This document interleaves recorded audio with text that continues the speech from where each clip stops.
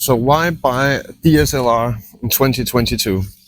Follow me, let's go for a ride.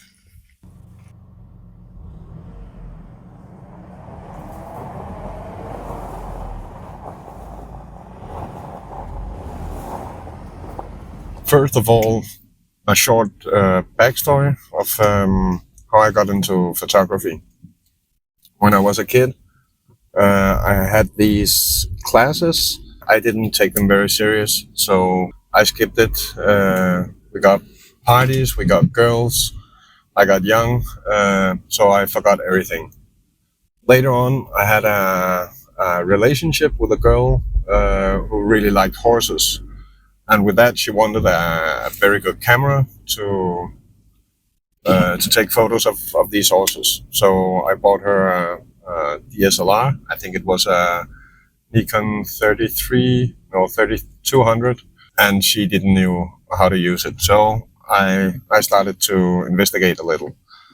Started to take a little photos, and I started taking photos of other things than just her horses, nature, macro.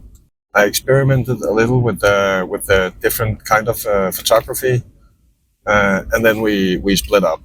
I got into this very big depression, and in this depression, I got myself a camera, a Nikon D850 and I think I used a lot of my depression with this camera. I loved going out in the nature. I had a dark period, so I started going out at nighttime, experience a little with the night photos, star photos. So my mind started waking up from this depression, from this dark period. I started seeing nature different way, and I actually wanted to explore more. So I bought a ticket to Colombia, and that was like this big kick of my photography career, if you can call it this. I went. I think I will have to make a whole other video about that. But I went on a trip with a tourist company, and they saw my photos. I just took random photos with my camera, and they saw my photos, and they want me to work with them. So I actually moved out of my house, quit my job, and moved 1.5 years, I think, to Colombia, and that exploded my way of seeing photography. I started loving nature photography a lot more. I started hating going on specific jobs where I had to take photos of people, of like portrait photos, and I actually started focus more in what I really loved about photography, what I loved about the nature. Then I moved back to Denmark, and I think I have been putting my photography aside for way too long, way too long. I always had it in the back of my mind. I always wanted to explore more of my photography, of my skills and everything. But I felt that I was locked because I had this old camera. I felt that I needed to expand my knowledge in photography, and my gear was preventing me from doing that. So I started dreaming. I started looking at other cameras, and I remembered back in the days when I started with the night photography. I fell in love with the Nikon D810, I think it was called, and I really wanted that camera. Short while after, I noticed the D810. There was a release of the D850, and I immediately fell in love with that camera. I said that I want that camera. Of course, I thought about that camera, and my wife, I think, pushed me a little because I've been dreaming about that camera for so long. So she kind of pushed me into buying it. She said, "You love photography. You want to go out, you really want that camera, so buy it. I started thinking about, should I buy it? It's some years have passed. Is it a good camera? I started doing a little research about, is it the right camera? New technology. We got the mirrorless cameras, and these cameras, they're awesome. Why buy the D850 when you can buy so much newer shit? But I was in love with the D850. I'm in love with DSLR. I can't explain why. And the D850, it was still, when I did the research, it was one of the best wildlife cameras. When I came back to Denmark, I was a little sad because I felt like I missed out of all the nature in Colombia. I didn't miss it. I just couldn't get enough of it.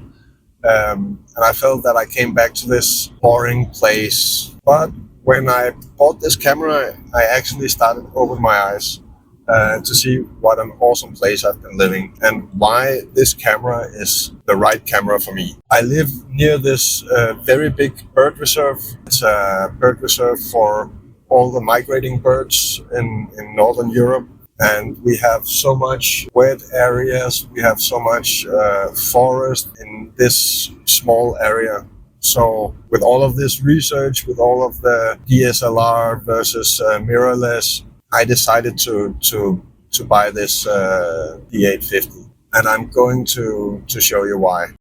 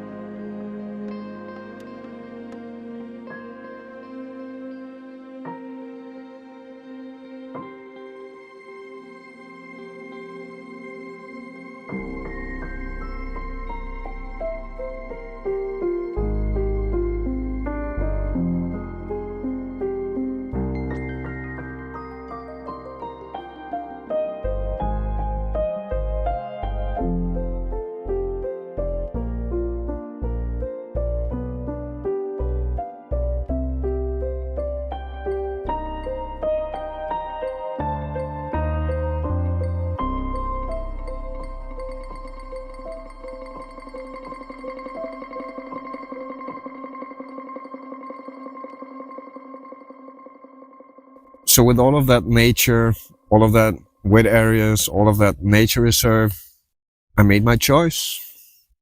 Of course, I needed a D850. Although it was 2022, it was my dream camera. I know there's a lot of new shit, but it was a dream coming true. And I know that many photographers say that it's not the equipment, and they're right.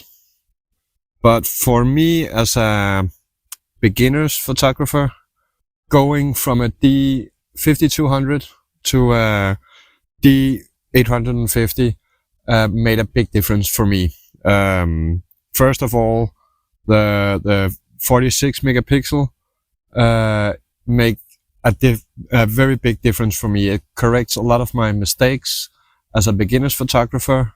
I can crop the image almost as I want it and still have an awesome image.